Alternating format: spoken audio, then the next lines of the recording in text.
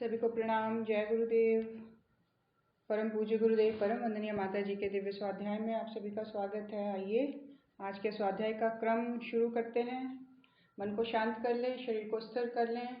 अपनी ट्रेनिंग के लिए हम सभी तैयार हो जाएंगे। गुरु सत्ता के साथ हमारी दैवीय ट्रेनिंग जो चल रही है उसको अपने जीवन में प्रैक्टिस के लेवल पर दृढ़ करते चले जाएं। हम जो सीख रहे हैं वो मनन भी करें, वो चिंतन भी बढ़ता चला जाए, वैसी सोच भी जागृत होती चली जाए, वो डिसिप्लिन सही मायने में हम सबके जीवन में बैठता समाहित होता चला जाए। ऐसा मनोभाव दृढ़ करते हुए आइए जय घोष और गायत्री मंत्र से शुरुआत करें।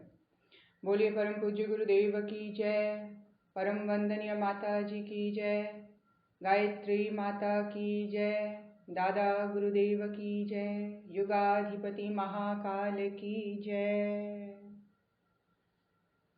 कमर सीधी कर लें, दोनों हाथ गोद में। भगवान सूर्य के दीप्तिमान स्वरूप का ध्यान करेंगे और उसके मध्य माँ गायत्री के बहुत ही सुंदर अलौकिक दिव्य मुस्कान से भरा हुआ चेहरा मध्य में स्थित है। करुणामयी आंखें हम सबको देख रही हैं। बहुत ही प्रेम और स्नेह से, वात्सल्य भरे भाव से हम सबको माँ देख रही हैं। ऐसा भाव दृढ़ करते चले जाएं। अंतर मन में ये भाव स्ट्रांग होता चला जाए कि भगवान सूर्य की दीप्तिमान माँ के करुणामय स्वरूप ये दोनों मिलकर हमारे अंतः चेतना को जागृत करते चला जा रहा है। हमारे कंप्लीट पर्सनालिटी चैतन्य हो रही है, जागृत हो रही है। हम शरीर से स्वस्थ होते चले जा रहे हैं। हम विचारों के लेवल पर बहुत ही परिष्कृत होते चले जा रहे हैं। हमारा दृष्टिकोण क्लियर, रिफाइंड होता परिमार्जित होता चला जा रहा है और हमारी भाव दशा बहुत ही सुंदर, विश्वास से पूर्ण, श्रद्धा से पूर्ण, निष्ठा से पूर्ण होता चला जा रहा है। ऐसा दृढ़ भाव करते हुए तीनों शरीरों के मुख्य केंद्रों तक प्रकाश को पहुंचाने का भाव दृढ़ करते हुए गायत्री मंत्र एक साथ।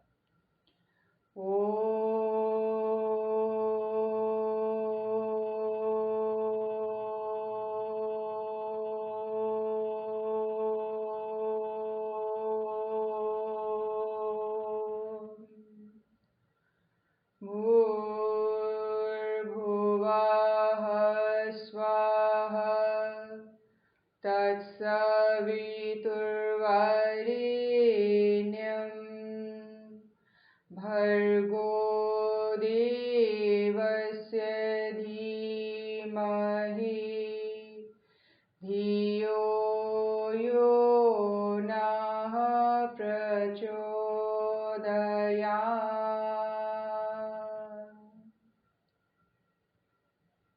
मन शांत, शरीर से स्थिर हो जाए।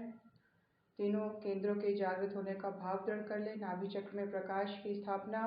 नाभि चक्र एकदम सूर्य के समान जागृत प्रचंड प्रकाश को बिखेरता और स्थूल शरीर को पूरी तरह से स्वस्थ करता चला जा रहा है।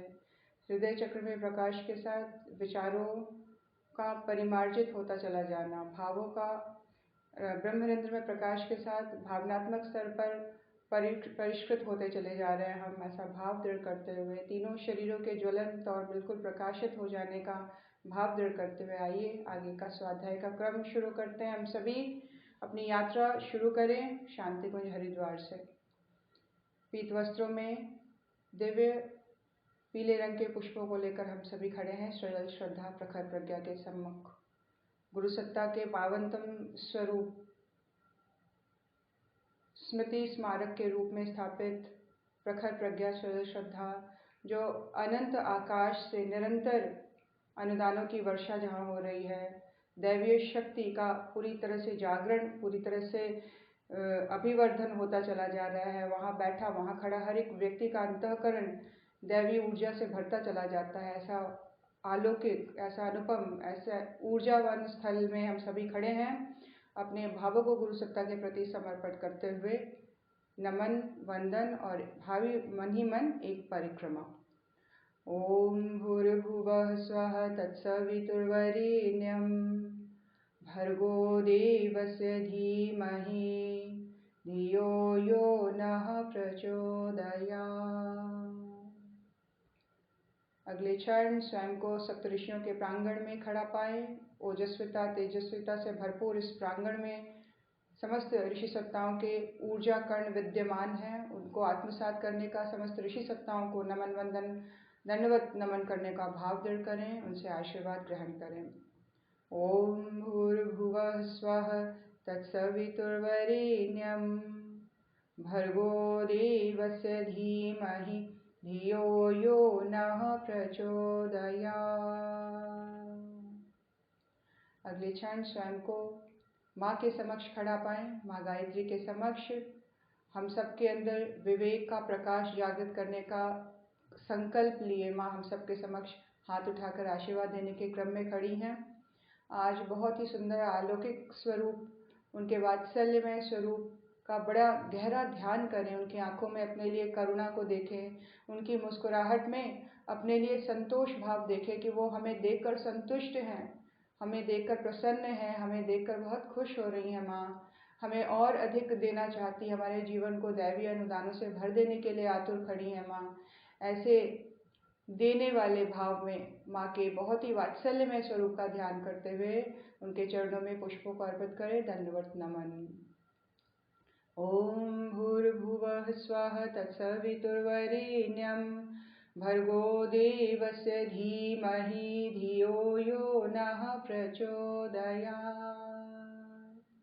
माँ के आशीर्वाद को ग्रहण करने के बाद हम सभी पहुँच गए हैं अखंड दीपक के समक्ष, ब्रह्म प्रकाश के समक्ष, ईश्वरीय प्रकाश के समक्ष, और हम सब के अंदर चैतन्यता, हम सब के अंदर प्रखरता उत्पन्न करने वाली वो शक्ति अखंड दीपक के समक्ष खड़े हैं, जो हम सब के अंतर्मन में अखंड भक्ति को, अखंड डिसिप्लिन को, जिसको संयम के रूप में अखंडता हमारे अंदर आती चली जाए।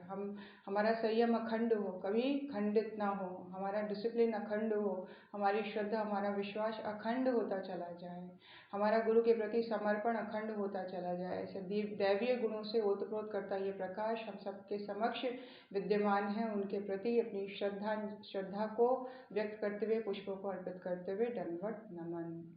ओम भूर्भुवः स्वः तत्सवितुर्वरेण्यं भर्गो देवस्य धीमहि धियो यो नः प्रचोदयात्।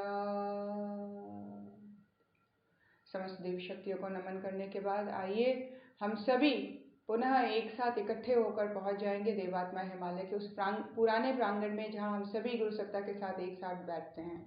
उस सुंदर अलौकिक दैवीय ऊर्जा से ओतप्रोत दिव्य प्रांगण की ओर हम सभी उड़ान भरें, मन में उत्सुकता, उमंग, उल्लास लिए बहुत ही सुंदर खिले हुए वातावरण में, हरियाली से युक्त, दूर दूर तक पुष्प खिले हुए हैं, पेड़ों में फल लगे हुए हैं।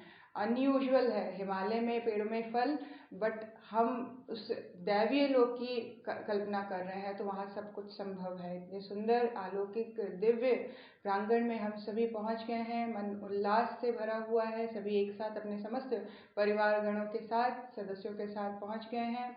गुरु सत्ता के आवाहन के लिए तत्पर और तैयार हो जाए।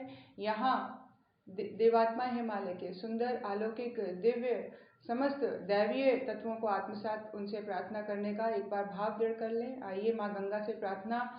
माँ हमारे अंतर मन को पूर्ण स्वच्छ कर दो। माँ हमें धवल कर दो, हमें निर्मल बना दो, हमारा अंतःकरण, हमारा दृष्टिकोण बालक जैसा कर दो माँ, ताकि अधिक से अधिक आपको देख पाएँ, सुन पाएँ, आपको समझ पाएँ। वो क्लैरिटी, हमारे संबंध गहराते चले जाएँ, वो पवित्रता, वो प्रखरता दो।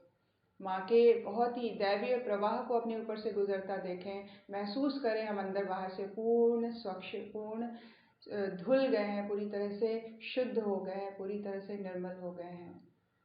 समस्त ऋषि सत्ताओं के तपकणों को आत्मसात करते ही हमारे अंतर मन में संकल्प बल, आत्मबल बढ़ता चला जा रहा है। संकल्प बल बढ़ता चला जा रहा है, दृढ़ होता चला जा रहा है। कुछ प्लान करना है तो उसको पूरी करने की शक्ति, उसकी सोच समझ, सूझबूझ, बुद्धिमत्ता हम सबके अंदर जागृत हो रही है, चैतन्य हो रही है। अपने सपने को साकार करने की क्षमता का विकास होता चला जा रहा है। ऐसा भाव दृढ़ करें। हर बार की तरह देवात्मा हिमालय की दैवीय श्रृंखलाएं हमारे अंतर्मन को उच्च स्तरीय संभावनाओं से भरती चली जा रही हैं। हमारा अंतर्मन श्रेष्ठ विचारों से भरता चला जा रहा है। हमारे चॉइसेस, हमारा अच्छा लगना, हमारा एंटरटेनमेंट सब हाईएस्ट होता चला जा रहा है, स्पेशल होते चले जा रहे हैं हम।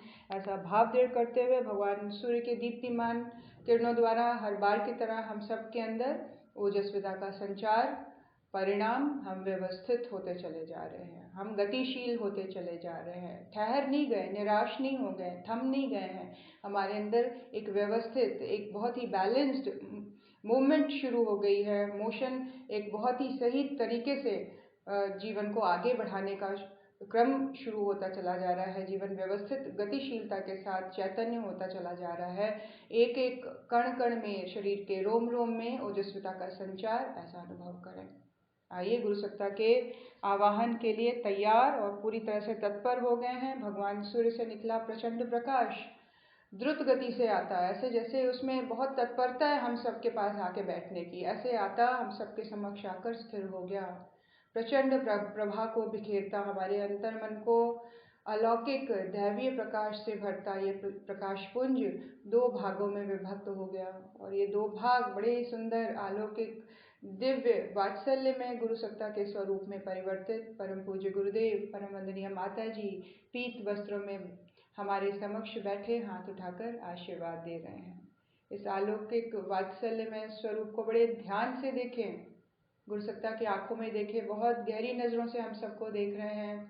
मुस्कान इस बात का संकेत है गुरु सत्ता हम सब से बहुत संतुष्ट, सैटिस्फाइड है। हमारे प्रयास उनको बहुत सुख, बहुत शांति वाली अनुभूति प्रदान कर रहे हैं। उनके सुख को, उनकी शांति को हम और बढ़ाएंगे, और डिसिप्लिन होते चले जाएंगे, और क्रियाशील होते चले जाएंगे, और व्यवस्थित होते चले जाएंगे। इससे हमारी गुरु सत्ता हमारे और नज़दीक आ पाएगी, हम उनसे और बात कर पाएंगे, हमारे जीवन में वो काम करने के लिए सक्षम हो सकेगी, अपने आप को हम खाली कर पाएंगे। ऐसे दिव्य अलौकिक गुरु के स्वरूप को अपने समक्ष देखें, उनके बहुत ही चरण कमलों में, पूजनीय चरणों में पुष्पों को अर्पित करने का भाव करते हुए, पूरी तरह से एक साधक का, एक शिष्य का भाव जैसे होता है गुरु के प्रति, उसको जागृत करते हुए अपनी श्रद्धा, अपनी निष्ठा, अपने विश्वास को पूरी तरह से जागृत करते हुए गुरु सत्ता के चरणों में पुष्पों को अर्पित करें। गुरु आवाहन। ओम गुरुर्ब्रह्मा गुरुर्विष्णु गुरुरेव महेश्वर गुरु साक्षात् परब्रह्म तस्मै श्री गुरवे नमः। अखंडानंदबोधाय शिष्य संतापहारिणे सच्चिदानंद रूपाय तस्मै श्री गुरवे नमः। मातृवत् लालयित्री च पितृवत् मार्गदर्शिका नमोस्तु गुरुसत्तायै श्रद्धा प्रज्ञायुता च या, श्रद्धा प्रज्ञायुता च या। ओम श्री गुरवे नमः। आवाहयामि, स्थापयामि, ध्यायामि। गंधाक्षतं पुष्पाणि धूपं दीपं नैवेद्यं समर्पयामि, ततो नमस्कारं करोमि। ओम श्री गुरुदेवाय नमः। माता भगवते नमः। दादा गुरुदेवाय नमः। गुरु सत्ता को शत नमन, समस्त ऋषि सत्ताओं को नमन। आइए गुरु सत्ता के वात्सल्य में, सानिध्य में बैठकर आज के स्वाध्याय का क्रम शुरू कर रहे हैं। उनके साथ अपनी सघनता बनाए रखें। समस्त क्रम का यही सार है। हम सही मायने में कितने विश्वस्त हैं कि गुरु सत्ता हम के समक्ष हम बैठे हैं, वो हमें सिखा रही है। और उस सिखाने में फिर प्राण आ जाएगा, उस सीखने में फिर एनर्जी आ जाएगी, उस सीखने में फिर जीवन क्रियाशील होता चला जाएगा और उस सीखने में हम सही मायने में परिवर्तन को अपने अंतःकरण में महसूस करेंगे। इसीलिए इस दैवीय भाव को कहीं भी शून्य में ना जाने दें, इसको ख़त्म ना होने दें। इस पूर्ण विश्वास के साथ आइए आगे का क्रम शुरू करते हैं। सुनते हैं लास्ट समरी विनीता दीदी के द्वारा।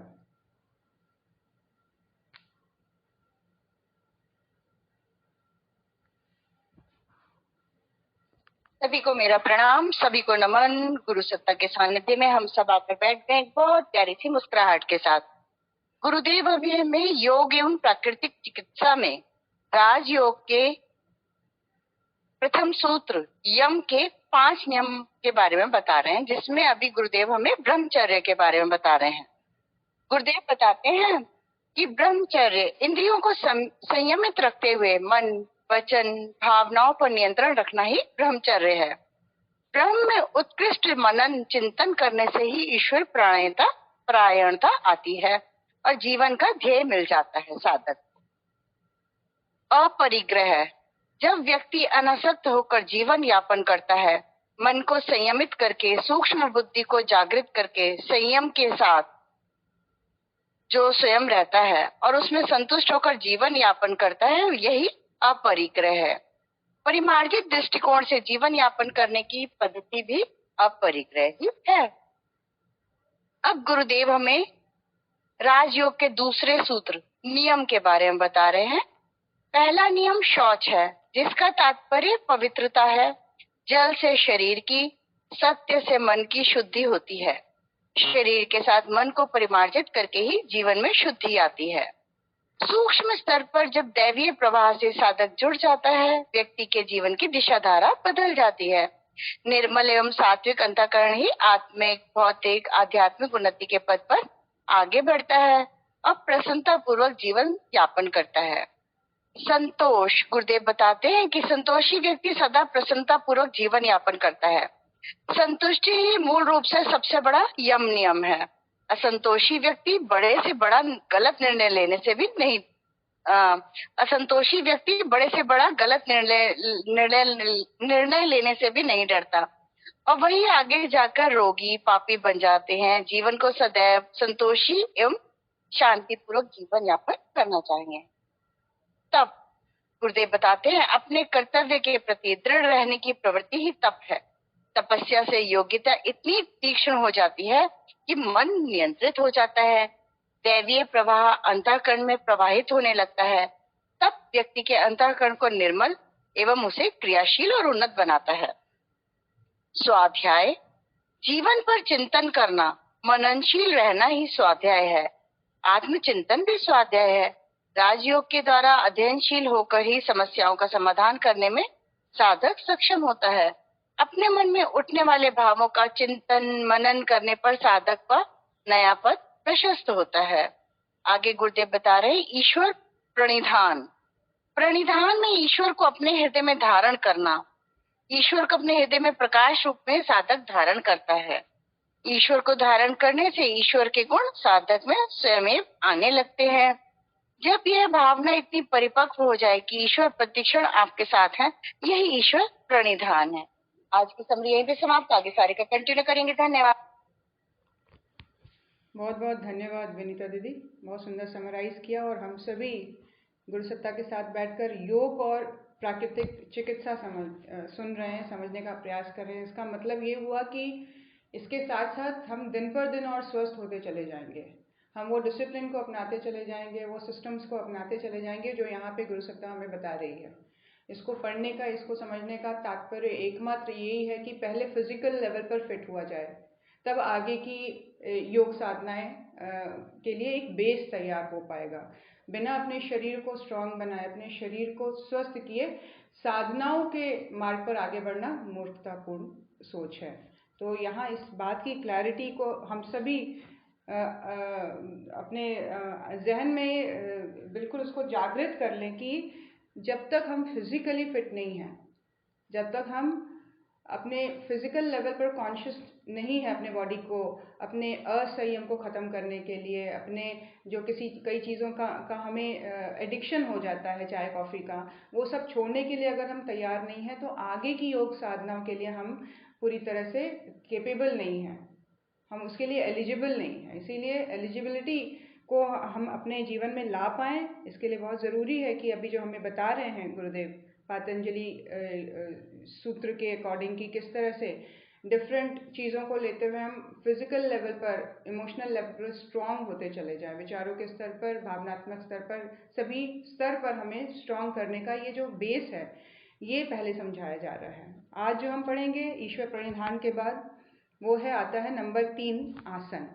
ये हम पढ़ रहे हैं नियम के अंतर्गत, नियम के बाद के टॉपिक्स। नियम के अंतर्गत जैसे विनीता दीदी ने बताया, शौच, संतोष, तप, स्वाध्याय और ईश्वर प्रणिधान पढ़ा था हमने। आगे का क्रम नियम के बाद यम, नियम, आसन, तीसरा क्रम आसन। आसन क्या है बता रहे हैं यहाँ। कई व्यक्ति स्वास्थ्य सुधार के लिए व्यायाम आरंभ करते हैं पर उन्हें यह बहुत ही असुविधाजनक लगने लग जाती है। सभी मनुष्यों की शरीर रचना ऐसी नहीं होती कि वे कड़े व्यायाम का लाभ उठा सकें। थोड़े से दंड बैठक करने पर उनकी नसें सूखने लग जाती हैं, मेरुदंड में दर्द होने लग जाता है और किसी प्रकार 4-6 दिन क्रम जारी रखते हैं, फिर असुविधा उनकी बढ़ने लग जाती है ना। बॉडी के लेवल पर कई बार इतना डिफिकल्ट हो जाता है लोगों के लिए आसन प्राणायाम को स्टार्ट करना। कारण क्या है? जीवनी शक्ति की कमी। जिनकी जीवनी शक्ति इतनी अल्प है कि उनके दैनिक कार्य ही मुश्किल से चल पड़ते हैं, तो फिर व्यायाम को तो कौन बर्दाश्त करे। ऐसी स्थिति में आसन ही सर्व सुलभ पद्धति है जिसे सभी अपने अपने शक्ति के अनुसार संपन्न कर सकते हैं। आसन एक ईजीएस्ट मीडियम है फिजिकल हेल्थ की शुरुआत के लिए आसन के लेवल पर, क्योंकि व्यायाम कसरत जो चीज़ है वो डिफ़िकल्ट मानी गई है क्योंकि उसकी शुरुआत ही बहुत कड़े परिश्रम से होती है। लेकिन आसन अपनी बॉडी के अकॉर्डिंग, अपनी क्षमता के अकॉर्डिंग चूज़ करके, अपने टाइम के अकॉर्डिंग चूज़ करके इसकी शुरुआत की जा सकती है। आसनों से स्नायुओं का खिंचाव बढ़ता है, उससे उनका विकास होता है, उसमें दृढ़ता आती है, रक्त प्रवाह शुद्ध होता है, इससे शरीर की सुस्ती भी दूर होती चली जाती है, चैतन्यता आकर किसी भी कार्य में उत्साह होने लग जाती है। तो आसन को एक बहुत शॉर्ट टर्म में, ऑल्दो बहुत बड़ा डिस्क्रिप्शन है, सार यही है कि आसन एज अ वेरी एसेंशियल, जो खाने पीने के साथ ये क्रम अपने जीवन में ऐड होना ही चाहिए। सुबह का 15 मिनट आसन तो ज़रूर ही करें। भले बेड टी लेने की आदत है, उसको लेने के बाद अगर हम फ्रेश होके आते हैं तो पहला क्रम आसन का होना चाहिए। और बेस्ट ये है कि सुबह सुबह किसी भी तरह की इन चीज़ों को लिए बिना फ्रेश अगर हुआ जाए, गर्म पानी पी के, नींबू पानी पी के, तो बहुत बढ़िया है। उसके बाद 15 मिनट का क्रम आसन और प्राणायाम का रखें, मात्र 15 मिनट, और उसको इनिशियली बढ़ाया जा सकता है। इसको एज अ कंपल्सरी चीज़, जैसे नाश्ता करना, लंच करना, डिनर करना, टीवी देखना, व्हाट्सएप देखना, बहुत सारी चीज़ें हम लोगों ने आज अपने जीवन में ऐड कर लिया as a very compulsory thing. लोग कहते हैं I can not survive without WhatsApp. बताइए, सर्वाइवल के लिए व्हाट्सएप ज़रूरी हो गया है। इतने इमोशनली लोग, कहा जाए कि वीक या निर्बल होते चले जा रहे हैं। तो इन सब चीज़ों को हम जितना अपनी प्रायोरिटी लिस्ट में सही से बिठाएं। व्हाट्सएप की अपनी ब्यूटी भी है, ऐसा कुछ नहीं है कि वो डिस्ट्रैक्ट करता है, वो हमारी खुद की कमी है। एक बहुत ही पावरफुल इंस्ट्रूमेंट है व्हाट्सएप, लेकिन हम उसको कितना एफिशिएंटली यूज़ कर पा रहे हैं। अदर देन दैट हम फोकस्ड हो जाएं, प्रायोरिटी फिक्स कर लें कि नंबर 1 पे क्या है। व्हाट्सएप आउट ऑफ 1 से लेकर 10 में कहाँ आएगा, है ना। टीवी देखना 1 से लेकर 10 में किस नंबर पे रखा हुआ है।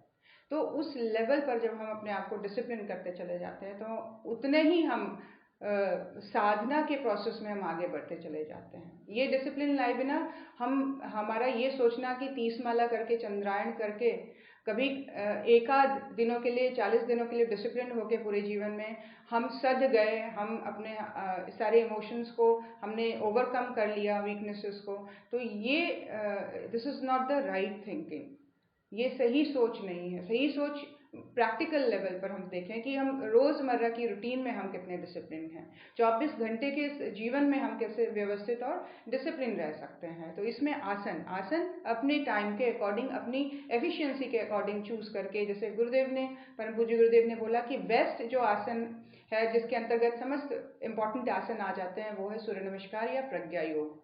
प्रज्ञा योग भी आज अवेलेबल है यूट्यूब में, आप सर्च मारेंगे तो आपको प्रज्ञा योग दिख जाएगा। ये दोनों चीज़ें अपने आप में कंप्लीट हैं और इनको करने में हार्डली 10 to 20 मिनट्स में आप अच्छा खासा एक अपने बॉडी में ब्लड सर्कुलेशन और वो एक स्टेमिना क्रिएट कर सकते हैं इसके थ्रू। तो ये एक डिसिप्लिन ज़रूर लाइए, खान पान का डिसिप्लिन ज़रूर रखिए। आगे गुरुदेव बता रहे हैं आसन के बाद प्राणायाम भारतीय अध्यात्म विज्ञानवेत्ताओं ने बड़े प्रयत्न, अन्वेषण और अनुभव के उपरांत इस मार्ग को ढूंढ निकाला है, जिसके द्वारा उस विश्वव्यापी जीवन दात्री प्राण शक्ति को हम अपने अंदर प्रचुर मात्रा में भर सकते हैं और उसके प्रभाव से उत्तम स्वास्थ्य, दीर्घ जीवन, चैतन्यता, स्फूर्ति, क्रिया शक्ति, सहन करने की क्षमता, मानसिक तीक्ष्णता आदि नाना प्रकार की शक्तियां प्राप्त कर सकते हैं। जस्ट इमेजिन, आंख बंद करके अपनी पर्सनालिटी को एक नए रूप में देखिए,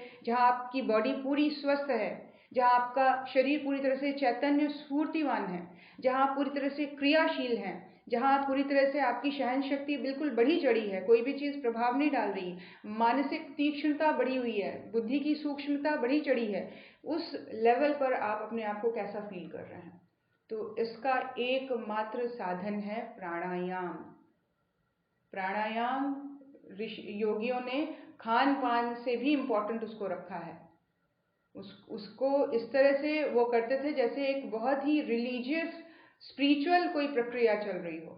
इतने पूर्ण श्रद्धा के साथ डिटरमाइंड होके हजारों हजार प्राणायाम किया करते थे हमारे ऋषि मुनि संत महात्मा। तो ये प्राणायाम तो प्राण को ऊर्ध्वगामी बनाना बहुत ज़रूरी है, प्राण को स्वच्छ करना अंदर में बहुत ज़रूरी है, प्राण को बिल्कुल राइट डायरेक्शन में उसका फ्लो हो, वो हो जाना बहुत ज़रूरी है। इसके लिए एक बहुत ही सशक्त ऋषियों ने बहुत सारे रिसर्च के बाद उन्होंने अपने ऊपर इसको इम्प्लीमेंट करने के बाद इसको स्टेब्लिश किया है। ये स्टेब्लिश्ड ट्रीटमेंट की तरह एक स्टेब्लिश्ड प्रोसेस को उन लोगों ने प्राणायाम नाम दिया है, जिसके थ्रू हम हमारे जीवनी शक्ति बढ़ सकती है, चैतन्यता और स्फूर्ति आ सकती है और इसका इम्पैक्ट ब्रेन पे पड़ता है। आज डिप्रेशन बढ़ता चला जा रहा है लोगों में, घर में बैठने की वजह से, ज़्यादा बाहर आने जाने नहीं होने की वजह से लोग डिप्रेस हो रहे हैं और इसका एकमात्र अचूक इलाज है प्राणायाम।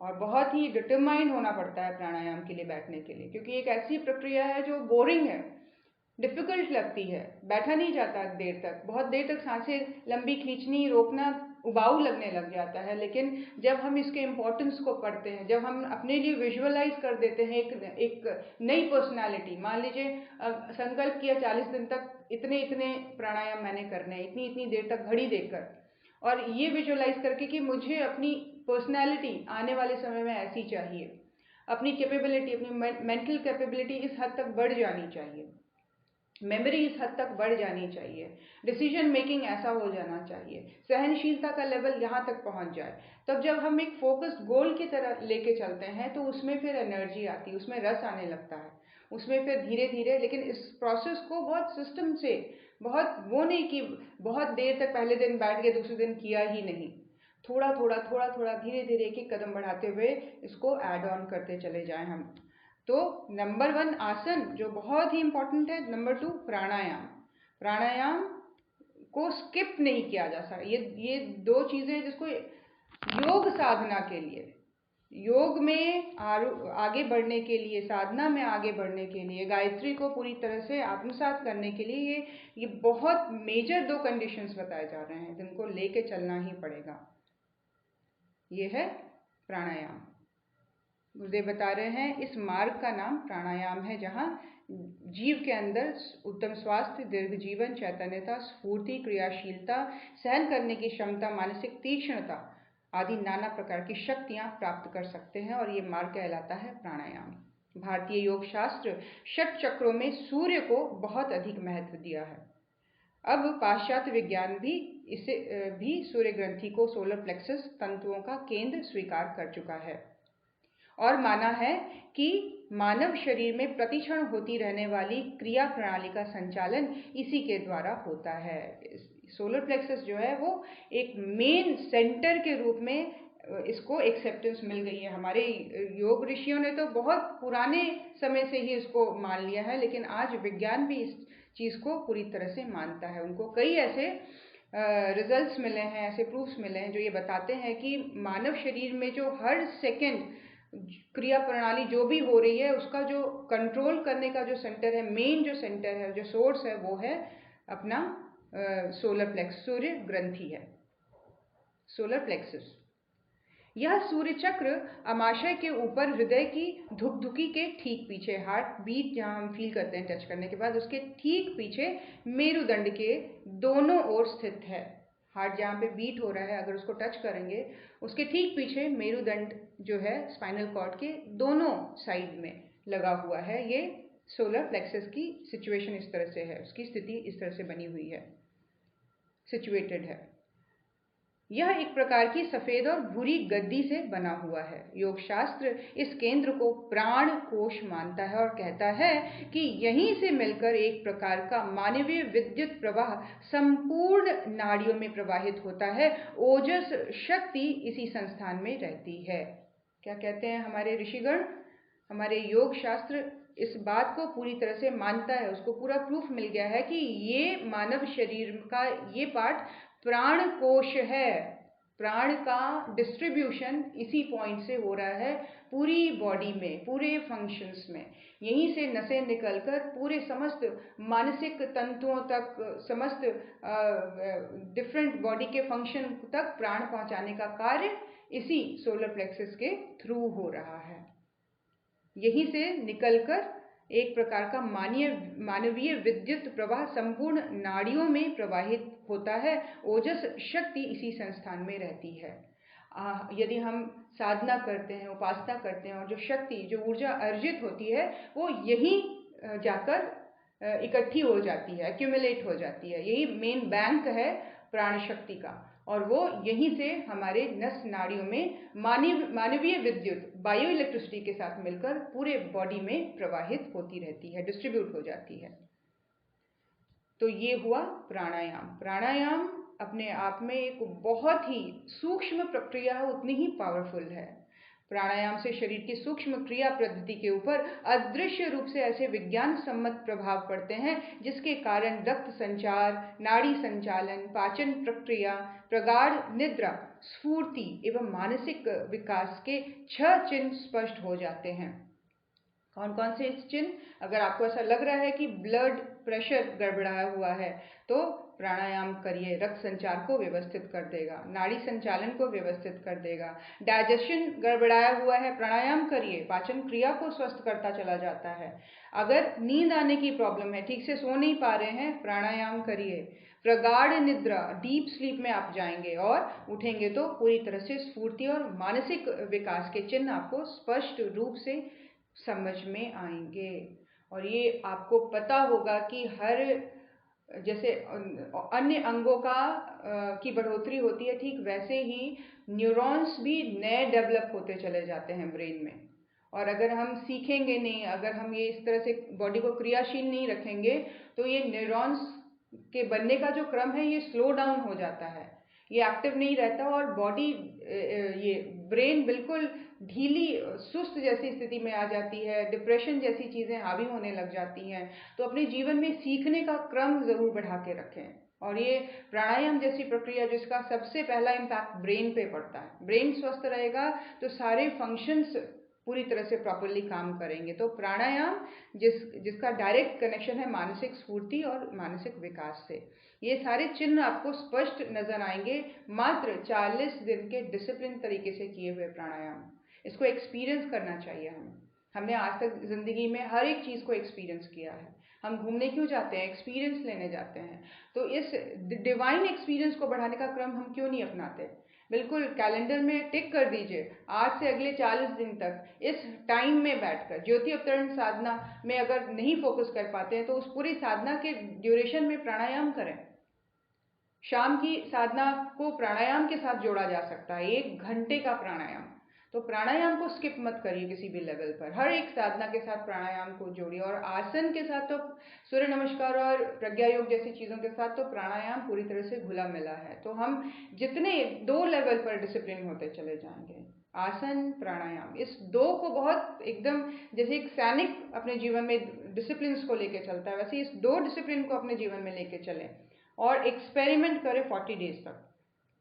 तो किस तरह से आप अपने अंदर उसकी अनुभूति लाएंगे, वो जो उसके साइन है अपने आप में, मानसिक स्फूर्ति और प्रगाढ़ निद्रा के रूप में, और डाइजेशन के ठीक हो जाने के रूप में, ब्लड फ्लो के सही तरीके से मैनेज हो जाने के रूप में, इसको एक्सपीरियंस करें। और आप हो सके तो आगे बढ़कर अपना पूरा मेडिकल टेस्ट भी करवाएं पहले और बाद का, कि 40 डेज के पहले ये मेरा मेडिकल रिपोर्ट था, इसके बाद मेरा मेडिकल रिपोर्ट में ये चेंजेस आए।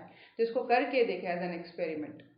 तो ये था प्राणायाम। आगे 5वां पॉइंट, आसन प्राणायाम, प्रत्याहार। प्रत्याहार का मतलब शॉर्ट में इंद्रिय निग्रह। गुरुदेव बता रहे हैं योग शास्त्र का सुदृढ़ मंतव्य है कि किसी महान कार्य का संपादन करने से पूर्व शरीर और मन का निरोग और स्वस्थ होना आवश्यक है। किसी भी बड़े चीज को स्टार्ट करने से पहले बेसिक ये 2 स्टेप्स पूरी तरह से ठीक से करने पड़ जाएंगे। मन को निरोग रखना पड़ेगा और शरीर को स्वस्थ। पहले बाहरी स्थूल सफलता प्राप्त करनी चाहिए, फिर भीतरी आत्मिक उन्नति की ओर बढ़ना चाहिए। जो लोग शरीर को बीमार, व्यसनी, जर्जर, आलसी बनाए रखते हैं, मन को कुसंस्कारी, कुविचारी, निष्ठुर बनाए हुए होते हैं, उनके लिए किन्हीं महत्वपूर्ण कार्यों में सफलता प्राप्त करना कठिन है। दोनों ही लेवल पर स्ट्रॉन्ग, स्वस्थ होना बहुत जरूरी है, एक बॉडी और दूसरा मेंटल लेवल। खासतौर से योग साधना जैसे महान कार्य तो और भी दुस्तर होते हैं, इसीलिए योग की आधी साधना यम, नियम, आसन, प्राणायाम द्वारा शारीरिक मानसिक स्वास्थ्य में निहित है। योग की आधी जो साधना है, जिसके अंतर्गत यम, नियम, आसन, प्राणायाम आते, ये 4 चीजें फिजिकल बॉडी के ऊपर, और इसका कुछ इम्पैक्ट हमारे मेंटल बॉडी के ऊपर भी पड़ता है। तो दोनों बॉडी के लेवल पर पहले स्ट्रेंथ को पूरी तरह से स्टेबल कर देना चाहिए। इस लेवल पर स्ट्रांग हो जाएंगे, तब नेक्स्ट जो बारी आती है आंतरिक योग साधना की ओर बढ़ने की, उसकी आती है। गुरुदेव बता रहे हैं यम, नियम, आसन, प्राणायाम द्वारा शारीरिक मानसिक स्वास्थ्य में निहित है।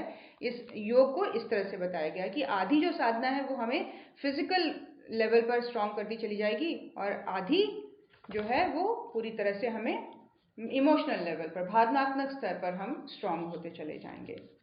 प्रत्याहार होता क्या है? प्रति और आहार, इन 2 शब्दों के जोड़ से प्रत्याहार बना है।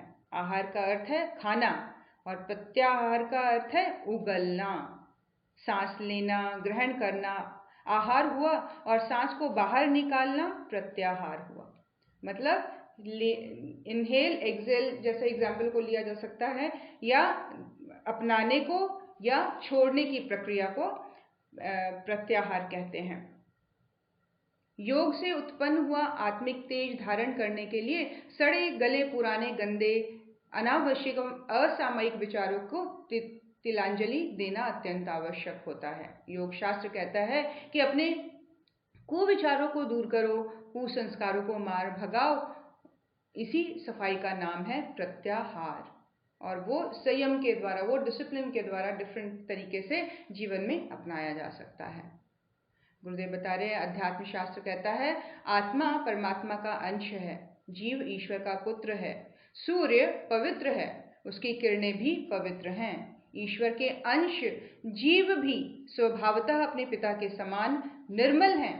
आत्मा स्वयं अपने आप में पापी नहीं होती, वह सत्य स्वरूप होता है। न तो त्याज्य विचार मन में आने चाहिए, न निषिद्ध कर्म शरीर से होने चाहिए।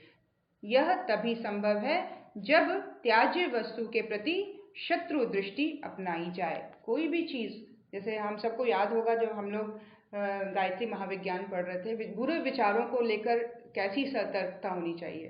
गुरुदेव कहते हैं जैसे अपने पास आते हुए सांप को देखकर हम कैसे अलर्ट हो जाते हैं, बिल्कुल अपनी जीवन रक्षा के लिए तैनात हो जाते हैं, उसके ऊपर किसी भी प्रकार का वार कर देते हैं एकदम झटके से, एकदम अपने पास फटकना तो दूर, उसको किसी भी तरह से दूर खड़े होकर भगाने का प्रयास करते हैं, मार देने का प्रयास करते हैं। तो ये क्या है, जैसे हम उसकी हानि से, अपने पास आने वाली हानि से हम पूरी तरह से अवेयर हैं कि इसके पास आने से हमें कितनी बड़ी हानि होगी, ठीक वैसा ही अवेयरनेस विचारों के लेवल पर होना चाहिए। वैसा ही अवेयरनेस किसी भी तरह की नेगेटिव टेंडेंसीज को लेकर होना चाहिए अपने अंतःकरण में। हो सकता है संस्कारवश कुछ वृत्तियां हैं जिनको स्थान मिल गया है, अब अवेयरनेस ऐसी हो कि उन वृत्तियों के लिए हम अलर्ट हो जाएं, अवेयर हो जाएं। वो कब जागृत हो जाती हैं, हम किस तरह से रिएक्ट कर देते हैं उनके बेस पर, हम किस तरह के एक्शंस ले लेते हैं लाइफ में, उस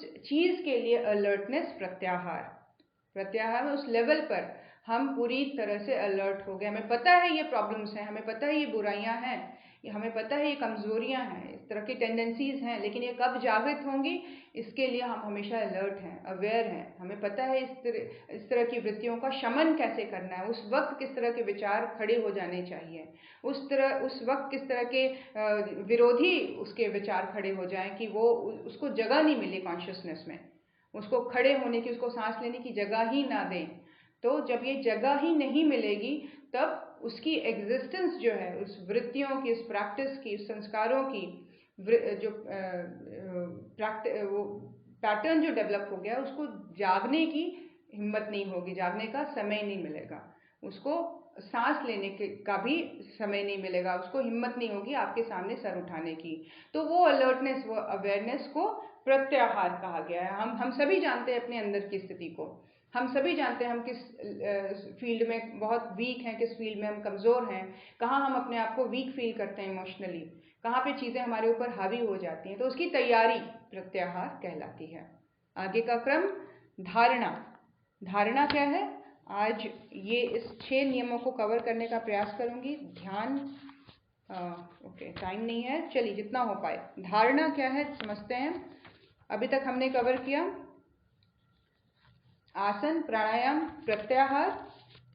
अब धारणा है, प्रत्याहार अधूरा है यदि उसके साथ धारणा का प्रयत्न नहीं किया जाए। मतलब धारणा क्या है, हटाने के लिए तो हम हटाने को तैयार हो गए, कुविचारों का परित्याग करके उसके स्थान पर उत्तम विचारों की प्रतिष्ठा होनी चाहिए।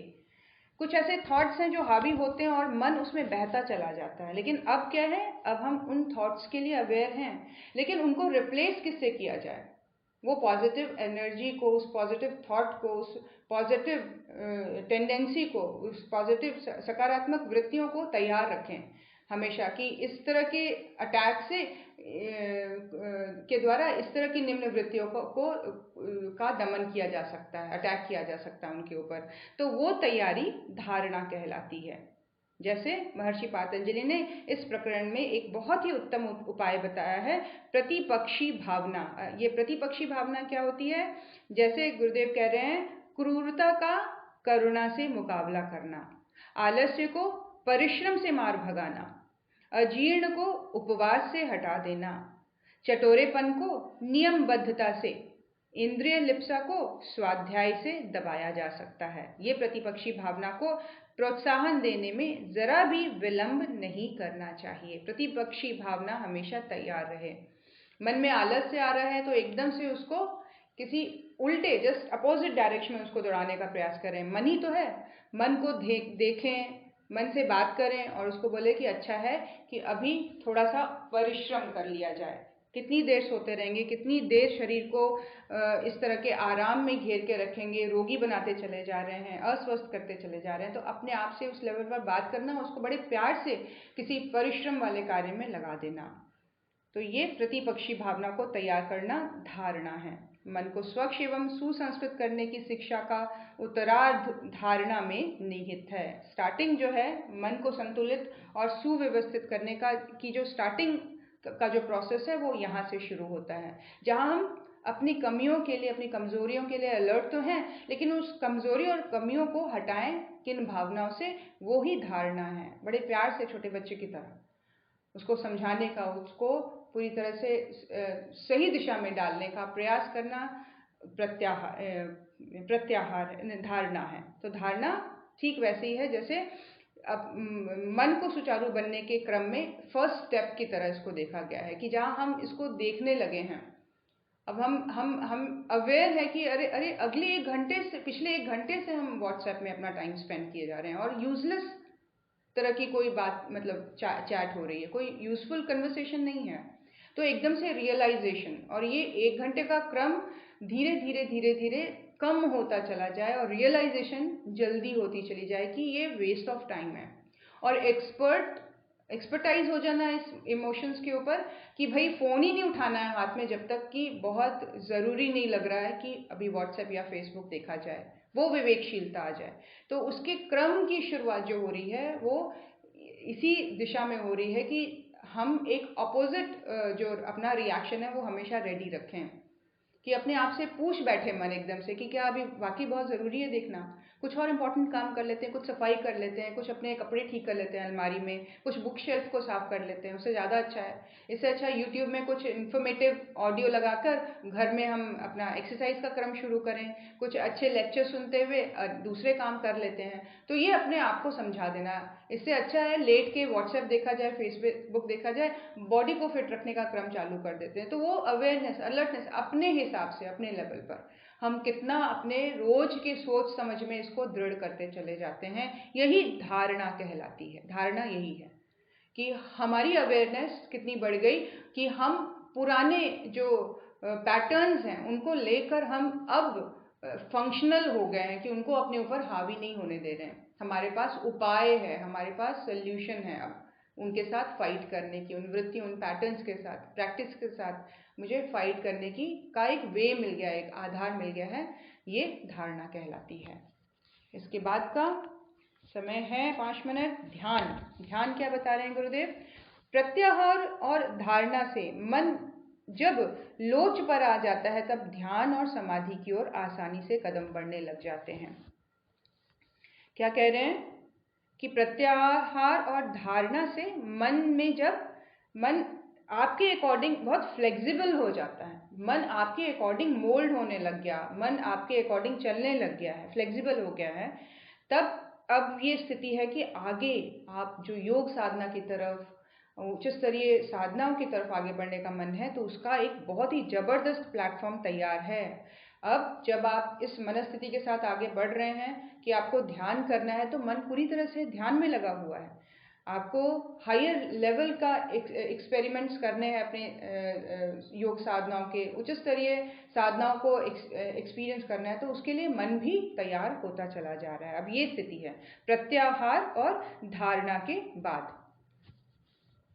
राजयोग की 7वीं सीढ़ी ध्यान कहलाती है। नियत विषय में अधिकाधिक मनोयोग के साथ जुट जाना, तन्मय हो जाना, सारी सुध बुध भुलाकर उसी में निमग्न हो जाना ध्यान है। ध्यान क्या है कि आप जिस भी काम को कर रहे हो आप 100% उसमें दे रहे हो। ध्यान का मतलब ये नहीं कि सिर्फ हाथ कमर सीधी करके दोनों हाथ गोद में रख के ध्यान करते हैं। ध्यान का मतलब है ध्यान, आप ध्यान पूर्वक सब कामों को कर रहे हैं। और वो ध्यान का स्तर कितना बढ़ता चला जा रहा है कि आप अपनी स्थिति के लिए भी अलर्ट हैं, अवेयरनेस है अपने ही स्वरूप के लिए कि मेरी वास्तविक स्थिति ये है। हम फैक्ट की तरफ बढ़ने लग जाते हैं। ध्यान का मतलब मुझे पूरी तरह से I am aware of my self.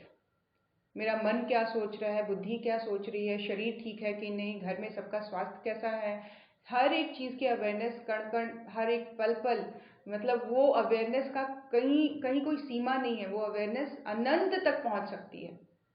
जैसे जैसे हम ऋषि और उच्च स्तरीय जिनको बोलते हैं महात्माओं को देखते हैं, उनके जीवन को देखते हैं सामने से, तो उनकी अवेयरनेस कितनी बड़ी चढ़ी होती है। हजारों की संख्या में वो रोज लोगों को मिलते हैं और वो लेवल होता है जहाँ वो नाम से फिर पुकारते हैं लोगों को, उनके परिवार के सदस्यों का नाम लेके हालचाल पूछते हैं।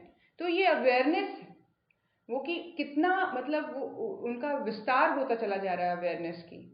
तो ध्यान उनका कितना विस्तृत होता चला जा रहा है, प्रगाढ़ होता चला जाता है। फिलहाल हमारे स्तर पर, हम सबके स्तर पर, हम अपने लेवल पर ध्यान रखें, हम स्वयं का ध्यान रखें, हम जिस काम को कर रहे हैं उसमें पूरी तरह से ध्यान दें। हमारे जैसे विचार चल रहे हैं उसके बारे में हम अवेयर हैं। अवेयरनेस इज इक्वल टू ध्यान। और यही ध्यान समस्त जो आगे की आध्यात्मिक योग क्रियाएं हैं उसको सफल बनाता चला जाता है। प्रत्याहार और धारणा के बाद जब मन पूरी तरह से फ्लेक्सिबल हो जाता है, हमारे अकॉर्डिंग चलने के लिए तैयार हो जाता है, तब आती है ध्यान की बारी। संसार में जिन महापुरुषों ने जो महान कार्य किए हैं वे एकाग्रता द्वारा ही किए हैं। उन्होंने सदा अपने लक्ष्य का ध्यान रखा है, केवल लक्ष्य का ध्यान रखा है बस। तभी वे विघ्न बाधाओं से टकराते हुए अपनी मंजिल मकसद तक बढ़ चले। डाल डाल पर उड़ने वाले, पात पात पर डोलने वाले लोगों को से यह आशा नहीं की जा सकती कि वे कुछ कहने लायक सफलता प्राप्त कर सकेंगे। छोटे आतिशी शीशे के द्वारा सूर्य की किरणें एक स्थान पर एकत्रित करने से अग्नि उत्पन्न हो जाती है, किंतु वैसे उतने घेरे की बिखरी हुई किरणें कुछ अधिक गर्मी नहीं कर पाती। ठीक वैसे ही मानसिक शक्तियां भी यदि छितरी हुई रहें, बिखरी हुई रहें, तो कुछ अधिक कार्य संपन्न ना हो सकेगा। किंतु यदि वे एकत्रित हो जाएं और आतिशी शीशे की तरह अग्नि उत्पन्न कर सकें, तो उनकी शक्ति को पूरी तरह से उपयोग में लाया जा सकता है। अधिक योग्यता वाले लाभ प्रवाह के बजाय कम योग्यता वाला सावधान मनुष्य अधिक काम का होता है। बहुत टैलेंटेड है, बहुत इंटेलिजेंट है, लेकिन माइंड जो है फोकस नहीं है, तो उसका इंटेलिजेंट होना, उसका शार्प माइंडेड होना काम नहीं आएगा अगर वो फोकस नहीं है किसी लक्ष्य को लेकर, किसी ध्येय को लेकर। ठीक उसी प्रकार कह रहे हैं, ध्यान के द्वारा हम अपनी शक्तियों को एक स्थान पर एकत्रित करते हैं और एकत्रित करके फिर उस दिशा की ओर हमारा जीवन का जो प्रवाह है वो बढ़ने लग जाता है। तो एकाग्रता होनी बहुत जरूरी है। ये अधिक योग्यता वाले लापरवाह व्यक्ति से अधिक कम योग्यता वाले सावधान मनुष्य अधिक काम के हैं। सारा मनोयोग लगाकर किए हुए कार्य तो सफल होते हैं, साथ में अपनी योग्यता को भी बढ़ाते हैं। ध्यान का अभिप्राय है साधक को लक्ष्य के समीप ला खड़ा करना। ध्यान का अभिप्राय क्या है कि हम अपने एम के पास आकर खड़े हो गए। हमारा लक्ष्य क्या है, उसकी क्लैरिटी हो गई। अब डिस्ट्रैक्शन कम है, वो क्लैरिटी नहीं होने की वजह से तो डिस्ट्रैक्शन है। हमें पता ही नहीं है हमारे जीवन की दिशा धारा क्या है, हमें जाना कहाँ है, हमारा लक्ष्य क्या होना चाहिए। इस बात की अनभिज्ञता हमें डिस्ट्रैक्टेड रखती है। हम बिखरे बिखरे से, उथले हल्के खोखले से होकर जीवन को जीते हैं। लेकिन जहाँ ये लक्ष्य की क्लैरिटी हो जाए, इसके लिए बहुत ज़रूरी है कि ध्यान को प्रगाढ़ किया जाए अपने जीवन में। ध्यान का अभिप्राय है साधक को लक्ष्य के समीप खड़ा किया जाए। और जैसे हम जितने फोकस्ड होते चले जाएंगे, बार बार अपने आप से पूछते हुए, बार बार अपने आप के साथ कम्युनिकेट करते हैं, हम अपने आप से क्या कहते हैं, हम अपने आप से क्या बात करते हैं, ये बहुत इंपॉर्टेंट रखता है। ये बार बार गुरुदेव बताते हैं कि हम अपने आप से बात करें, अपने आप में क्लैरिटी लाएं, अपने जीवन के उद्देश्य को हम बार बार पूछें, उससे काउंटर क्वेश्चन करें, क्लैरिटी लाएं और हम फिर अपनी शक्तियों को एकाग्र करते हुए सही दिशा की ओर अग्रसर हों, बिखरे बिखरे से नहीं घूमें। तो ये जो प्रोसेस है, ये दृढ़ कर देना ही ध्यान है कि हम अब अलर्ट हो गए, अब अवेयरनेस मेरी बढ़ गई है। ध्यान में व्यक्ति पूरी तरह से अपनी एनर्जीज को उपयोग में ला सकता है। इसके बाद का अंतिम क्रम है समाधि, है ना, जो महर्षि पातंजलि ने योग सूत्र दिए हैं, इसका अंतिम समाधि है। मैं 5 मिनट और लूँगी, पढ़ देती हूँ, फिर कल से नया चैप्टर शुरू हो जाएगा, प्राकृतिक चिकित्सा। समाधि गुरुदेव बता रहे हैं, मनुष्य साधारणतः 3 अवस्थाओं में रहता है, जागृत, स्वप्न और सुषुप्ति में रहता है। जागने की अवस्था में शारीरिक और मानसिक कार्य होते हैं। स्वप्न में सोते हुए भी कुछ दृश्य को वो देखता है। सुषुप्ति में गहरी नींद आ जाती है, तब कुछ भी सुध बुध नहीं रहती। उस समय दुनियादारी के झंझट भी समाप्त हो जाते हैं। पहली दशा की अपेक्षा दूसरी में और दूसरी की अपेक्षा तीसरी में अधिक आनंद है। उत्तरोत्तर आनंद की वृद्धि होती जाती है। आगे का हर कदम अधिक सुखकर बनता चला जाता है। अवस्थाओं के ऊपर बता रहे हैं गुरुदेव की स्टेट मनुष्य के जीवन में 3 रहता है मुख्यतः। एक जागृत, जहाँ वो एक्टिव है, फिजिकली मेंटली काम कर रहा है। एक सोया तो हुआ है सोते समय में, लेकिन मेंटली वो अभी भी जागा हुआ है, कुछ ना कुछ उसको दृश्य दिखाई दे रहे हैं, वो अभी भी जागा सा है कहीं किसी और दुनिया में। पूरी तरह से कंप्लीट एक नींद का आनंद नहीं मिल पा रहा है, लेकिन फिर भी बॉडी रेस्ट में है। और जो तीसरी अवस्था है पूर्ण सुषुप्ति की अवस्था, जहाँ वो दुनियादारी से बिल्कुल समस्त झंझटों से छूटा हुआ है, पूर्ण निद्रा में है, और जहाँ पे उसको आनंद की स्थिति मिल रही है, उसको सुख मिल रहा है। इन तीन अवस्थाओं से आगे चलकर एक चौथी अवस्था आती है जिसे तुरीयावस्था कहते हैं। इसमें सबसे अधिक आनंद है। संसार का कोई भी आनंद तुरीय अवस्था के आनंद की तुलना में नहीं है। यह सर्वोत्तम सर्वश्रेष्ठ सुख है। तुरीय अवस्था जो प्रगाढ़ जो सुषुप्ति वाली अवस्था है उसके आगे की स्थिति है। क्या बता रहे हैं कि ये वो स्थिति है जिसमें सर्वाधिक आनंद को जीव अनुभव करता है। इस तुरीयावस्था को ही दूसरे शब्दों में समाधि कहा जाता है। समाधि सुख का एक बार जिसने रसास्वादन किया उसके लिए सब कुछ तुच्छ एवं फीके हो जाते हैं।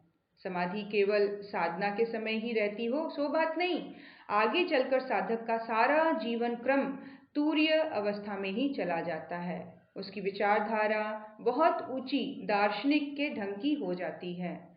सांसारी मनुष्य स्वार्थ, लोभ, काम, मोह, शोक, ईर्ष्या, द्वेष की भावनाओं से घिरे रहते हैं। इन्हीं वृत्तियों की प्रेरणा से उनके कार्य होते हैं, किंतु जो साधक तुरीय अवस्था में गए हैं वो यह सारी विकार वासनाएं उनकी सो जाती हैं। तुरीय अवस्था में जागा हुआ है साधक, संसार के समस्त कर्मों को करता दिखाई दे रहा है, लेकिन जो वृत्तियां हैं जो संसार से बांधने का काम कर रही हैं वो सो गई हैं, वो शिथिल हो गई हैं। उस लेवल पर उसके कॉन्शियसनेस पे वो एक्टिव नहीं है। ना द्वेष काम कर रहा है, ना उसको किसी से कोई किसी तरह का स्वार्थ है, ना किसी तरह का क्रोध है, ना किसी तरह से द्वेष की भावना है। तो ये क्या है, ये अवस्था क्या है? कॉन्शियसनेस की, चेतना की तुरीय अवस्था है। इसमें जीव समस्त कामों को करता हुआ एक नॉर्मल ढंग से जीता हुआ दिखाई तो देता है, लेकिन अंतर से वो बहुत ही उच्च स्तरीय अवस्था में दृढ़ होता है। यहाँ गुरुदेव बता रहे हैं, इसीलिए जो भी विचार उठते हैं, जो भी निर्णय होते हैं, जो भी कार्य किए जाते हैं, वह सब दार्शनिक बुद्धि से, कर्तव्य भावना से, धर्म पूर्वक किए जाते हैं। तुरीय अवस्था में साधक की स्थिति क्या होती है? वो कार्य करेगा, वो निर्णय लेगा, उसके मन में विचार भी उठेंगे, लेकिन इन सबों का जो एक फ्लेवर जो होगा वो होगा दार्शनिकता को पूरी तरह से ओतप्रोत होगा दार्शनिकता से, और उसकी बुद्धि तीक्ष्ण होगी, उसके कर्तव्य भावना उसकी जीवन में दृढ़ होगी, प्रगाढ़ होगी।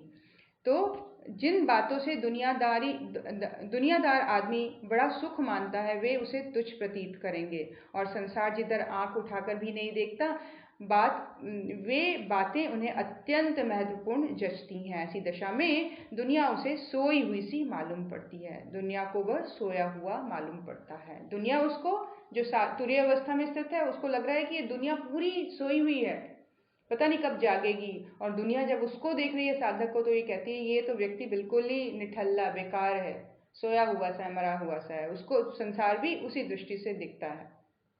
यदि आप तुरीय अवस्था का, समाधि का रसास्वादन चाहते हैं तो विकारी मन की कोई भी हलचल अपने निकट नहीं दृष्टिगोचर होने दें। हर कार्य में पवित्रता, सफाई, ईमानदारी, नेक नियति, उदारता, भल मनसाहत, ये सारी चीजें पुट मिला जुला होना चाहिए। जो भी सोचें, जो भी करें, इसी दृष्टिकोण से करें कि यही अपनी मर्यादा रहे, इस क्षेत्र में से बाहर कदम ना रखने पाए। सात्विक मन का आदेश ही सिर आंखों पर रहे, ईश्वरी आज्ञाओं के आगे ही अपना सिर झुके। आपका शरीर और मस्तिष्क जितने अंश में इस मर्यादा के आबद्ध हो जाएगा, समझ लें उतने ही अंशों में आपको समाधि प्राप्त हो गई। कर्म के स्तर पर जो भी काम कर रहे हैं उसके लिए हम इस चीज के लिए अलर्ट हैं कि हम कितनी ईमानदारी से काम को कर रहे हैं।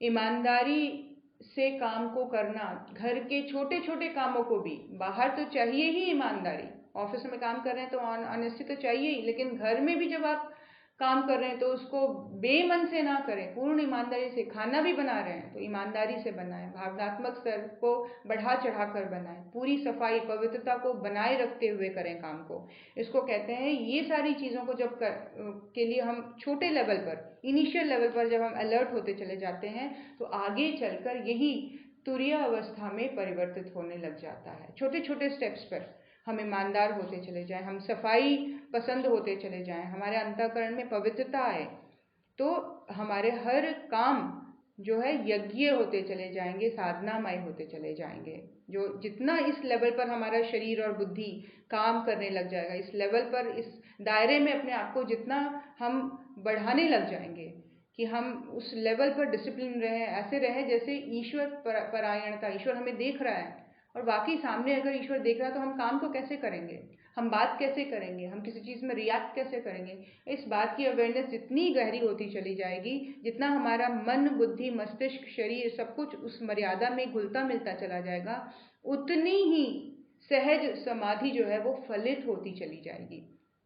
संसार में रहकर भी संसार से उठे हुए होंगे, कीचड़ में कमल के समान मन की स्थिति होगी। जब आपका अंतःकरण सतोगुणी से लबालब भर जाएगा, तब अमृत घट से भी अधिक शांतिदायक अनुभव होगा। ये है समाधि। समाधि के बाद हम पढ़ेंगे प्राकृतिक चिकित्सा। सो बेसिक लेवल पर हमें ये बताया जा रहा है इन 8 पातंजलि के सूत्रों के द्वारा, ऋषि पातंजलि के सूत्रों के द्वारा, कि किस प्रकार ये जो क्रम है वो फिजिकल से लेके इमोशनल लेवल तक अपने आप को वेरीफाई करने का है। कि भाई आसन प्राणायाम के द्वारा पहले हम अपने आप को बॉडी के लेवल पर फिट करें। पहले 40 दिन यही डिसिप्लिन अपनाएंगे, खान पान का डिसिप्लिन, प्राणायाम का डिसिप्लिन, आसन करने का डिसिप्लिन, यही डिसिप्लिन रहेगा। उसके बाद आगे का क्रम देखा जाएगा। और उस डिसिप्लिन के साथ आप देखेंगे, ये चीज़ एक्सपीरियंस करेंगे, 100% लिख लीजिए, ये चीज़ एक्सपीरियंस करेंगे कि विचारों के स्तर पर भी आप उतने ही डिसिप्लिन होते चले जाएंगे जितनी गहराई से इन 3 चीज़ों को लेकर चलेंगे। हर एक चीज़ एक कोश के साथ दूसरे कोश के साथ जुड़ी हुई है। अन्न में प्राण को स्वस्थ करेगा ही, प्राण में मन के ऊपर इम्पैक्ट डालेगा ही। मन जैसे जैसे सत्ता या विज्ञान में अपने मूल स्वरूप की जानकारी का प्रयास, उसका इंट्रोडक्शन अपनी तरफ बढ़ने लग ही जाएगा और वो अंततः आनंद की ओर ले ही जाएगा। तो ये स्टेप्स इस तरह से बने हुए हैं, बहुत साइंटिफिकली इस चीज़ को बनाया गया है, कोशों का साइंस, कि हम सबसे पहले खान पान, बॉडी के लेवल पर हम कितना डिसिप्लिन है। बस यही अगले 40 दिन का टाइम टेबल हमारा होना चाहिए। हमारे सोने का, जागने का, सूर्य ढलने से पहले खाने का अगर क्रम बन सके बहुत बढ़िया है। समय से सो जाने का क्रम, मैक्सिमम 9:30 तक सो जाएं, मैक्सिमम 4:30-5 o'clock जग जाएं। तो ये जो क्रम है ये कहीं ना कहीं हमारे विचार, मनोमय कोश के ऊपर इम्पैक्ट डालता है। प्राणमय तो साथ साथ चलेगा ही, अन्नमय और प्राणमय तो साथ साथ ही चलेंगे, आसन प्राणायाम तो साथ साथ ही चलेगा, उसका इम्पैक्ट कोशों पर होगा ही होगा। उसके बाद किस प्रकार से अन्य साधनाओं की सफलता हस्तगत होती चली जाती है। लेकिन बेसिक ये पूरी बुक जो है ये हमारे बॉडी को स्ट्रॉन्ग और सुव्यवस्थित बनाने की है। योग एवं प्राकृतिक चिकित्सा की बॉडी के लेवल पर पहले स्ट्रांग हो जाइए। प्रकृति से हम स्वस्थ, पूरी तरह से स्वस्थ हो सकते हैं, उसके साथ जुड़कर, उसको फॉलो करते हुए, उसको देखते हुए। सूर्य ढल गया है इसका मतलब है वो कह रहा है अब इनएक्टिव होते चले जाओ। सूर्य उग गया है तो इसका मतलब है, इंडिकेशन है अब उठने का समय है, एक्टिव हो जाने का, एक्शन में आ जाने का समय है। तो उसके साथ जीवन का क्रम चल पड़े, डूबने के साथ उगने के साथ हमारे जीवन की शुरुआत हो, हमारे जीवन को हम के क्रम को एंड करें। ऐसा एक बहुत प्रकृति के साथ हम जितना जुड़ते चले जाएंगे, जितना हम नेचर के साथ अपने संबंधों को गहराते चले जाएंगे, उतने ही हम दीर्घजीवी होते चले जाएंगे, उतने ही हम प्राण से भरते चले जाएंगे, उतने ही हम निरोग और अंदर से स्टेबल होते चले जाएंगे। आइए गुरु सत्ता के चरणों में नमन करने का भाव दृढ़ करें। हमें आज का ज्ञान गुरु सत्ता आत्मसात करवा दे, हमें और डिसिप्लिन करती चली जाए। समझ के लेवल पर एक सीरियसनेस हम सबके अंदर डेवलप हो। तब का उद्देश्य क्या होता है, साधना का उद्देश्य क्या होता है? समझ का मैच्योर होते चले जाना। हमारी समझ मैच्योर हो रही है कि नहीं, देखें, पूछें, जानें, एनालाइज करें खुद को कि थॉट के लेवल पर सोचते क्या है, कैसे किसी चीज़ को सोचते हैं, करते हैं। हमने समझा कितना स्वयं को और औरों को कितना समझा है। समझ के लेवल पर अंडरस्टैंडिंग हमारी कितनी डीप हुई, ये हमारे साधनाओं को, हमारे डिसिप्लिन को रिफ्लेक्ट करता है। गुरु सत्ता हमें और डिसिप्लिन करते चली जाए, हमारी समझ को और डेवलप करते चले जाएं और हमारा सोचने का तरीका रिफाइंड होता चला जाए। ऐसी प्रार्थना गुरु सत्ता के चरणों में नमन। ओम नमो स्वनंताय सहस्त्रमूर्तये सहस्रपादाक्षिशिरोरुबाहवे सहस्रनाम्ने पुरुषाय शाश्वते सहस्रकोटियुगधारिणे नमः। सहस्रकोटियुगधारिणे नमः। ओम श्री गुरुदेवाय नमः। माता भगवते नमः। दादा गुरुदेवाय नमः। वंदनीय माता जी के आशीर्वाद को पूरी तरह से अनुभव करें अपने मस्तक पर, अपने पीठ पर। वंदनीय माता जी बहुत मुस्कुराते हुए वात्सल्य से, प्रेम से भरकर हम सबको आशीर्वाद दे रही हैं और बहुत ही वात्सल्यपूर्ण तरीके से हम सबके हाथों में उन्होंने एक एक लड्डू रख दिए। लड्डू को ग्रहण करने का भाव करें। लड्डू को पूरी तरह से हम खा ले रहे हैं, पूरी तरह से इसको एब्जॉर्ब कर ले रहे हैं और पूरी तरह से स्वस्थ हो जाने का क्रम है। बहुत ही स्वादिष्ट लड्डू वंदनीय माता जी ने हमको दिए, हमने उसको ग्रहण कर लिया है। हम फिजिकली, मेंटली, इमोशनली स्ट्रांग हो गए हैं, स्टेबल हो गए हैं। ऐसा भाव दृढ़ करते हुए गुरु सत्ता के आशीर्वाद देते हुए क्रम में उनको प्रकाश रूप में परिवर्तित सूर्य में विलीन होता देखें और सूर्य से निकला प्रचंड प्रखर प्रकाश पुनः वापस आकर हमारे हृदय स्थान में स्थापित हो गया पूर्ण ऊर्जा के साथ। पूरी तरह से गुरु सत्ता का प्राण तत्व, गुरु सत्ता स्वयं प्रकाश रूप में हमारे हृदय स्थान में जागृत, हमारा हृदय पूरी तरह से प्रकाशित, प्रकाशवान, प्रकाशवान हृदय, प्रकाशवान हृदय, प्रकाशवान हृदय। इस स्थिति में गुरु सत्ता हमारे साथ बनी रहेगी। उनका ध्यान हमें रखना होगा। हम उस चीज़ के लिए हमेशा वो अलर्ट रहें, अवेयर रहें, हंसते खेलते जीवन को जिएं, सब कुछ करते हुए इस प्रकाश को जागृत रखें, इस प्रकाश के साथ बातचीत करें, इसको ज्वलंत रखें अपने हृदय में। बस ऐसा भाव दृढ़ करते हुए आइए भारतवर्ष के जगत गुरु होने की प्रचंड प्रार्थना उच्च स्वर में हम सभी गाएं।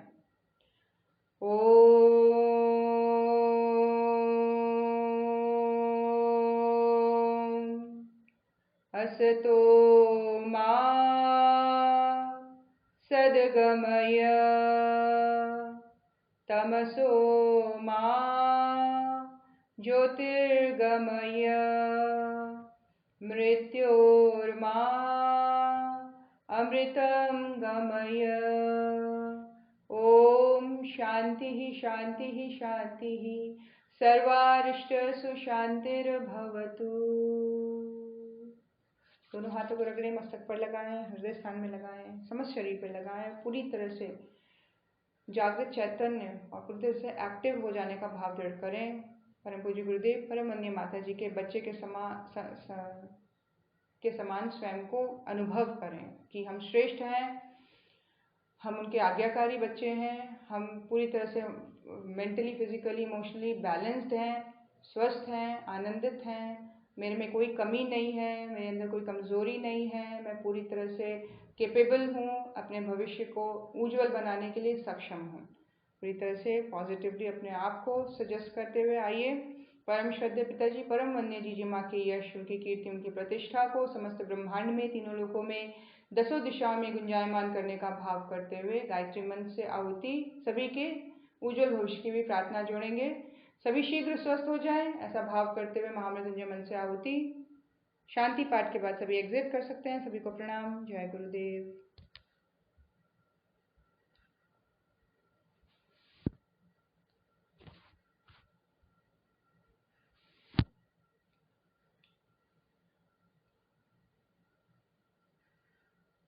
आइए हम सभी गायत्री मंत्र द्वारा 5 मंत्रावती देंगे, सभी के उज्जवल भविष्य और सद्बुद्धि की प्रार्थना करते हुए। ओम भूर्भुवः स्वः तत्सवितुर्वरेण्यं भर्गो देवस्य धीमहि धियो यो नः प्रचोदयात् स्वाहा। इदं गायत्र्यै इदं नामम। ओम भूर्भुवः स्वः तत्सवितुर्वरेण्यं भर्गो देवस्य धीमहि धियो यो नः प्रचोदयात् स्वाहा। इदं गायत्र्यै इदं नामम। ॐ भूर्भुवः स्वः तत्सवितुर्वरेण्यं भर्गो देवस्य धीमहि धियो यो नः प्रचोदयात् स्वाहा इदं गायत्र्यै इदं न मम ॐ भूर्भुवः स्वः तत्सवितुर्वरेण्यं भर्गो देवस्य धीमहि धियो यो नः प्रचोदयात् स्वाहा इदं गायत्र्यै इदं न मम ॐ भूर्भुवः स्वः तत्सवितुर्वरेण्यं भर्गो देवस्य धीमहि धियो यो नः प्रचोदयात् स्वाहा इदं गायत्र्यै इदं न मम। महामृत्युंजय मंत्र द्वारा 5 मंत्राहुति देंगे। सभी के उत्तम स्वास्थ्य और दीर्घायु की प्रार्थना करते हुए शुभ्रा दीदी की मम्मी के स्वास्थ्य संवर्धन हेतु आंटी जल्दी से स्वस्थ हो जाएं, ठीक हो जाएं, और शुभ्रा दीदी उनको भी एक लड्डू खिलाइएगा। आइए महामृत्युंजय मंत्र द्वारा 5 मंत्राहुति। ॐ त्र्यम्बकं यजामहे सुगन्धिं पुष्टिवर्धनम् उर्वारुकमिव बन्धनान् मृत्योर्मुक्षीयमामृतात् स्वाहा इदं महामृत्युञ्जयाय इदं न मम ॐ त्र्यम्बकं यजामहे सुगन्धिं पुष्टिवर्धनम् उर्वारुकमिव बन्धनान् मृत्योर्मुक्षीयमामृतात् स्वाहा इदं महामृत्युञ्जयाय इदं न मम ॐ त्र्यम्बकं यजामहे सुगन्धिं पुष्टिवर्धनम् उर्वारुकमिव बन्धनान् मृत्योर्मुक्षीयमामृतात् स्वाहा इदं महामृत्युञ्जयाय इदं न मम ॐ त्र्यम्बकं यजामहे सुगन्धिं पुष्टिवर्धनम् उर्वारुकमिव बन्धनान् मृत्योर्मुक्षीयमामृतात् स्वाहा इदं महामृत्युञ्जयाय इदं न मम ॐ त्र्यम्बकं यजामहे सुगन्धिं पुष्टिवर्धनम् उर्वारुकमिव बन्धनान् मृत्योर्मुक्षीयमामृतात् स्वाहा इदं महामृत्युञ्जयाय इदं न मम। शांति पाठ। सर्वत्र शांति ही शांति व्याप्त हो, सभी का जीवन मंगलमय हो, सभी सुखी हो, सभी रोग मुक्त हो। आइए शांति पाठ करते हैं। ओम द्यौ शांति अंतरिक्षं शांति पृथ्वी शांतिरापः शांति औषधयः शांति वनस्पतयः शांतिर्विश्वे देवा शांति ब्रह्म शांति सर्वगं शांति शांतिरेव शांति सामा शांतिरेधि ओम शांति शांति शांति सर्वारिष्टसु शांतिर्भवतु।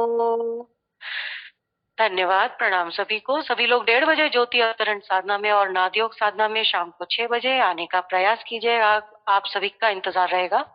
धन्यवाद।